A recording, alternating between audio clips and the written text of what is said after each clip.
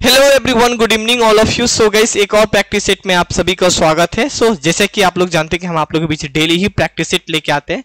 तो आज का प्रैक्टिस सेट गाइस 4 होने वाला है, मतलब ये 3 नहीं, ये 4 होने वाला है पे, मतलब 1 से लेके 3 तक डिस्कस कर चुके हैं। आप किसी भी एग्जाम का तैयारी करते हैं, चाहे वो एग्जाम टेक्निकली हो, चाहे वो एग्जाम नॉन टेक्निकली हो, काफी सारा वैकेंसी अभी बीआरओ में भी देखने वाली है। आपको ये प्रैक्टिस सेट आपको यहाँ भी काम आ जाने वाली है और यहाँ से भी जीके और जीएस का क्वेश्चन पूछा जाता है। जब आने वाला समय में बहुत सारा प्रैक्टिस सेट हम आपको कवर करा देंगे ना, तब आप एग्जाम दे के आएंगे, तब हमें क्वेश्चन भेजेंगे, तब आप हमसे ये जरूर पूछिएगा कि सर आपका दिया हुआ प्रैक्टिस से क्या क्वेश्चन आ रहा है या नहीं आ रहा है। आप ये भी चीज पूछ सकते हैं, लेकिन अभी नहीं, कुछ टाइम के बाद यहाँ पे। सो मेरे इस ऐप को आप लोग डाउनलोड कर सकते हैं। इस ऐप पे आप लोग के लिए हम क्लास स्टार्ट कर चुके हैं, मिशन जीके जीएस का भी मिल जाएगा, एनसीईआरटी अभी स्टार्ट किए यहाँ पे। सो पहला क्वेश्चन देखिए, काफी अच्छा क्वेश्चन है और क्वेश्चन के साथ आज हम एक्सप्लेनेशन भी मेंशन किए हैं। सो पहला क्वेश्चन गैस, वायुमंडल में कितने प्रतिशत ऑक्सीजन मौजूद होता है यहाँ पे, है ना। 39%, 79%, 21%, उपयुक्त में से एक से अधिक। हाल ही का अगर मैं इनका आंसर की बात करने वाला गैस, ऑक्सीजन पूछ लिए यहाँ पे, तो 21% हो जाएगा, मतलब सी इसका करेक्ट आंसर हो जाएगा। हाल ही का मैंने इनके बारे में कुछ पॉइंट यहाँ पे मेंशन किया, इनको देखिए। वायुमंडल में अगर हम बात करेंगे 78% यहाँ पे ये नाइट्रोजन है यहाँ पे, और 0.1 मतलब 21% आप समझ सकते हो ऑक्सीजन यहाँ पे। इनके अलावा भी काफी सारा आर्गन है, अदर गैस है, जो कि यहाँ पे मैंने एक्सप्लेनेशन के रूप में मेंशन किया हूँ यहाँ पे, जो कि काफी महत्वपूर्ण होगा। पीडीएफ हम टेलीग्राम पे शेयर कर देंगे, कल वाला पीडीएफ नहीं शेयर किए, अभी हम शेयर कर देते हैं, ठीक है।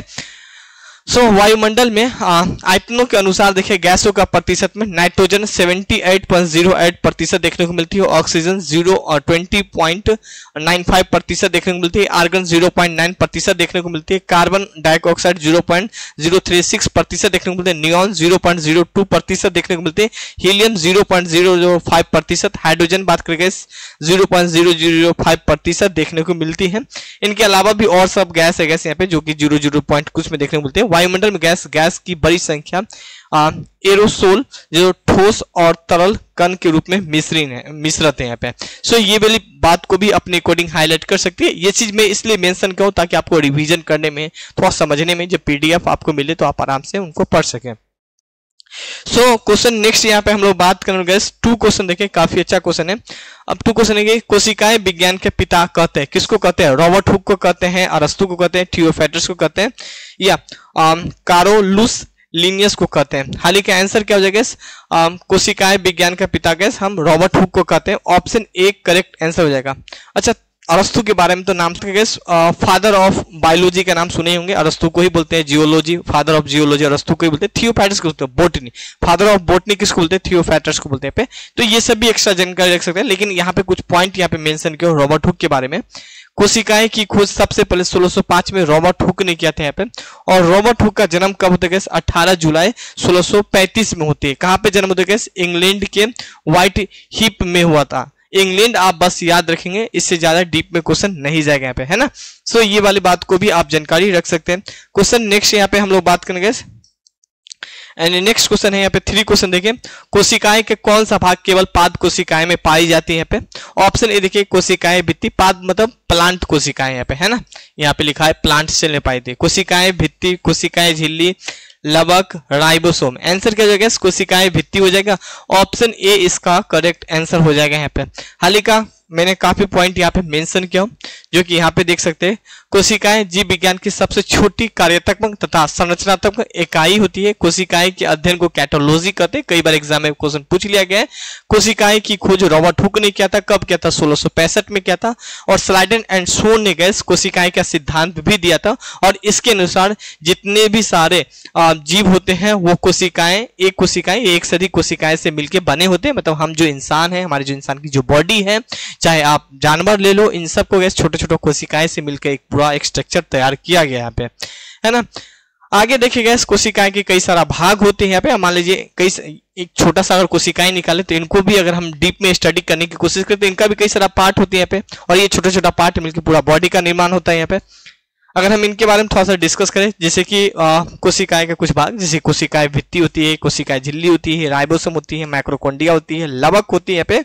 इनके अलावा गैस लाइसोसोम होती है। कुछ पॉइंट और है क्या?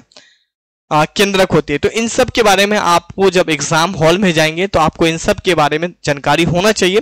हाल ही का किसी और क्वेश्चन को सेट करके हम इन सब के बारे में डिस्कस कर लेंगे यहाँ पे, है ना।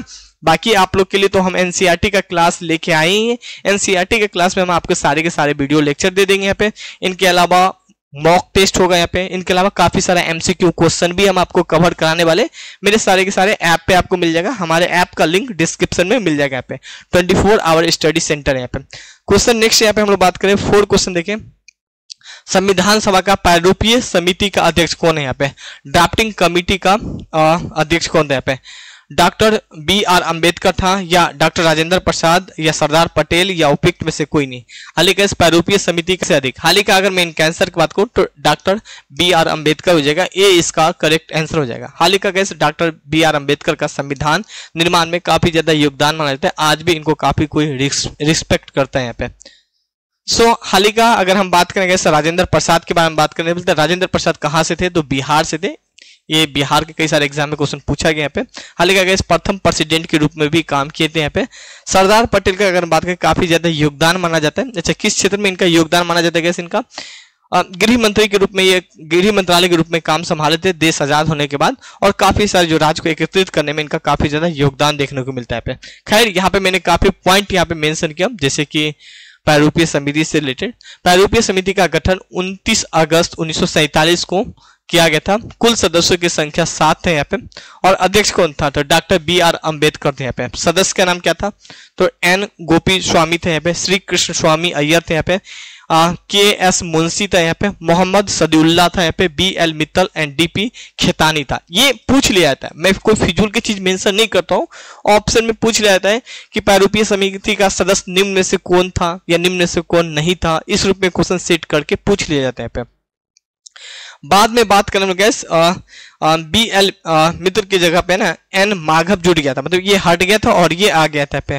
डी.पी. खेतानी की जगह गैस टी.टी. कृष्णाचार्य यहाँ पे जुड़ गया था यहाँ पे। नाउ क्वेश्चन नेक्स्ट यहाँ पे हम लोग बात करेंगे गैस। अच्छा, कुछ पॉइंट और मेंशन है, जैसे कि राजेंद्र प्रसाद बात करेंगे गैस प्रक्रिया नियम समिति और संचालन समिति का अध्यक्षा।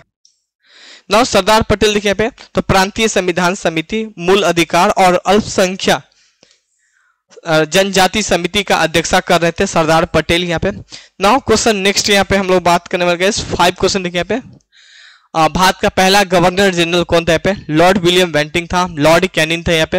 अच्छा, पहला गवर्नर जनरल पूछ रहे हैं यहाँ पे, है ना। और रॉबर्ट क्लाइव था या उपयुक्त में से कोई नहीं है। हाल का आंसर क्या हो जाएगा? लॉर्ड विलियम बेंटिंग हो जाएगा। ऑप्शन ए करेक्ट आंसर हो जाएगा यहाँ पे। हाल का कुछ पॉइंट इनके बारे में मेंशन किया, यहाँ पे देख सकते हैं। बंगाल का गवर्नर जनरल बात करने वाले गैस लॉर्ड विलियम बेंटिंग था यहाँ पे। हाल का रॉबर्ट क्लाइव बंगाल का प्रथम गवर्नर था यहाँ पे। देखिए, ये बस एक चीज का फर्क है पे, जनरल वर्ड का यहाँ पे। अब गवर्नर जनरल लगा देगा तो लॉर्ड विलियम बेंटिंग हो जाएगा यहाँ पे। अगर केवल गवर्नर लगाया है यहाँ पे तो क्या हो जाएगा? रॉबर्ट क्लाइव हो जाएगा। वारिंग हस्टिंग बात करें बंगाल का प्रथम गवर्नर जनरल था यहाँ पे। लॉर्ड कैनिंग की बात करें भारत का प्रथम वायसराय थे यहाँ पे। लॉर्ड माउंटबेटन की बात करें स्वतंत्र भारत का प्रथम गवर्नर जनरल थे यहाँ पे। सी राजगोपाचार्य स्वतंत्र भारत का प्रथम और अंतिम भारतीय गवर्नर जनरल था यहाँ पे। तो ये भी बात को आप जानकारी रख सकते हैं अपने एग्जाम की व्यू से। क्वेश्चन नेक्स्ट यहाँ पे हम लोग बात करने गए 6 क्वेश्चन देखिए यहाँ पे। निम्न में से कौन ओजोन परत को नष्ट करता है यहाँ पे? सल्फर, कार्बन, क्लोरीन, उपयुक्त में से अधिक, उपयुक्त में से कोई नहीं। तो ओजोन परत को अगर बात करें नष्ट करता है सबसे ज्यादा तो गैस क्लोरीन करते हैं यहाँ पे। सी करेक्ट आंसर हो जाएगा यहाँ पे। हाल का मैंने इनके बारे में मेंशन भी किया होगा। तो यहाँ पे देखें, जब समताप मंडल में क्लोरीन और ब्रोमीन परमाणु ओजोन के संपर्क में आते हैं तो ओजोन अणु को नष्ट कर देते हैं यहाँ पे। अब देखिए, ये ना ओजोन लेयर है यहाँ पे। अब ये क्या होता है, जब किरण है ना UVA, UVB, UVC जब आते हैं ना, और इसमें से सबसे अगर खतरनाक बताइए UV जो B है वो सीधा स्किन पे पड़ते हैं यहाँ पे, है ना। ये काफी ज्यादा डैमेज पहुंचाते हैं यहाँ पे। तो ये सब इन सबको रक्षा करने के काम को तो ओजोन लेयर करते हैं यहाँ पे। लेकिन क्लोरीन और ब्रोमीन परमाणु ऐसा है जो ओजोन के संपर्क में आते हैं तो उनको भी क्या करते हैं, नष्ट कर देते हैं यहाँ पे। क्वेश्चन नेक्स्ट देखें यहाँ पे। 7 क्वेश्चन देखने की कोशिश करें। मनुष्य के शरीर का रक्त का pH होता है यहाँ पे 6.4, 7.4, 8.4, 4.8 होता है यहाँ पे। 7.4 होता है। बी इसका करेक्ट आंसर हो जाएगा यहाँ पे। हाल का गैस अगर हम बात करें यहाँ पे काफी पॉइंट मेंशन किया हूँ। पीएच मान दो प्रकार का होता है, अम्लीय पीएच होता है वे पदार्थ जिनका पीएच मान 7 से कम होता है उसे हम अम्लीय पीएच कहते हैं। क्षारीय जिनका पीएच मान 7 से अधिक होता है उनको हम क्षारीय कहते हैं। जिनका पीएच मान 0 होता है उसको हम अम्लीय पीएच कहते हैं। हाइड्रोक्लोरिक एसिड, ये अक्सर पूछ लिया जाता है, हाइड्रोक्लोरिक एसिड जिनका पीएच मान 0 होता है यहाँ पे। समुद्री जल का पीएच मान 8.5 होता है यहाँ पे। शुद्ध जल का पीएच मान 7 होता है यहाँ पे। तो ये भी एक जानकारी रख सकते हैं यहाँ पे। क्वेश्चन नेक्स्ट देखिए यहाँ पे, नोबेल पुरस्कार निम्न में से किस क्षेत्र में नहीं दिया जाता है यहाँ पे? शांति के क्षेत्र में बिल्कुल नोबेल पुरस्कार दिया जाता है यहाँ पे, चिकित्सा के क्षेत्र में भी दिया जाता है, अर्थशास्त्र के क्षेत्र में भी दिया जाता है, लेकिन खेल के क्षेत्र में नोबेल पुरस्कार नहीं दिया जाता है। डी इसका करेक्ट आंसर हो जाए, नहीं दिया जाता है। सो क्वेश्चन नेक्स्ट देखिए यहाँ पे 9 क्वेश्चन देखिए कैसे यहाँ पे, भारत का पहला नोबेल पुरस्कार किस क्षेत्र में प्राप्त हुआ? यहाँ पे साहित्य, चिकित्सा, रसायन या भौतिकी के क्षेत्र में? बहुत ही बेसिक क्वेश्चन है, बता भी चुका है यहाँ पे, साहित्य के क्षेत्र में, ए इसका करेक्ट आंसर होगा। अच्छा, अगर बात करें साहित्य के क्षेत्र में जो अगर साहित्य के क्षेत्र में नोबेल पुरस्कार देखें तो 1913 में गए, अगर बात करें रविन्द्रनाथ टैगोर गए, साहित्य के क्षेत्र में नोबेल पुरस्कार मिला था यहाँ पे। सो क्वेश्चन 10 देखें, वह सबसे छोटा कण जिसमें उस तत्व का सभी गुण वर्तमान रहे यहाँ पे, परमाणु, अणु, यौगिक या कोई नहीं? आंसर क्या हो जाएगा यहाँ पे? परमाणु हो जाएगा, ए इसका करेक्ट आंसर हो जाएगा यहाँ पे। सो इनके बारे में कुछ पॉइंट मेंशन किए गए। सबसे पहले महर्षि कर्ण ने परमाणु का परिभाषा दिया था और परमाणु तत्व का सबसे छोटा कण होता है जिसमें तत्वों का विभाजित नहीं कर सकता है, उसे हम परमाणु कहते हैं। यहाँ पे परमाणु विद्युत का उदासीन होता है, अर्थात इस प्रकार का आवेश का कुल मात्रा 0 होता है। परमाणु का 3 कण से मिलकर बना होता है, इलेक्ट्रॉन, प्रोटॉन और न्यूट्रॉन बना होता है। सो हम 10 क्वेश्चन ही लेके आते हैं, लेकिन काफी अच्छा क्वेश्चन होता है। आप हमारे इस ऐप को जरूर डाउनलोड कीजिएगा। ये मेरा व्हाट्सएप का नंबर है, आप इन्हें कॉन्टैक्ट कर सकते हैं। ये मेरा इंस्टाग्राम आईडी है, रितेश0025 है। सो बात कर सकते हैं, कोई दिक्कत आ रही है personally. So thank you, have a nice day guys.